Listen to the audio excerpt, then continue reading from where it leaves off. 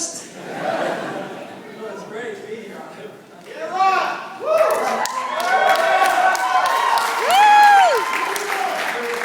It's been overwhelming, to say the least. I thank you very much. It's great to be here. We flew down from Reno this morning. It looks like we should have allowed a little extra time to get into the hotel. It's just been great.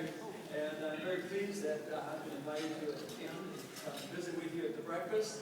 But, of course, there's a lot of serious things that we should be talking about as well in this election year. There is an election coming up shortly. It's not just a little over another year for the big election, but, of course, the other elections are going to be starting real soon in January. And that's the primary, and, of course, everybody knows that we're a little bit involved in that. But let me tell you about the difference between 30 years ago, 10 years ago, 4 years ago, and even last week. Things have just been building in an overwhelming fashion. The enthusiasm and support for the ideas of liberty should encourage all of us, Al-Qaeda. People are really looking for different answers. We've heard the answers before.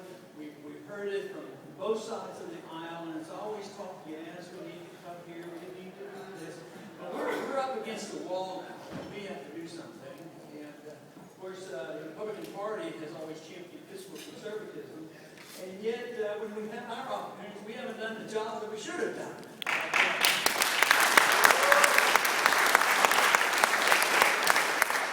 For that reason, we have really abused the system. But it's coming to an end now. A lot of you know that I've talked a lot about monetary policy over the years, and certain things in monetary policy and economic policy, the economic laws are more powerful than the politicians. Sure, the Federal Reserve is very powerful, and the Congress is very powerful, and spending is very powerful, but there's always limit by economic laws. There's a limit to what you can spend, there's a limit to how much borrowing, there's a limit to how much printing press money, and it finally ends, and it unfortunately too often ends badly. So what we're facing now is a crisis, not only a crisis of economics, but of policy. I think we have strayed away from a good pro-American foreign policy. I think we've strayed from a good, sound monetary policy designed in the Constitution, and we certainly haven't followed good fiscal policy.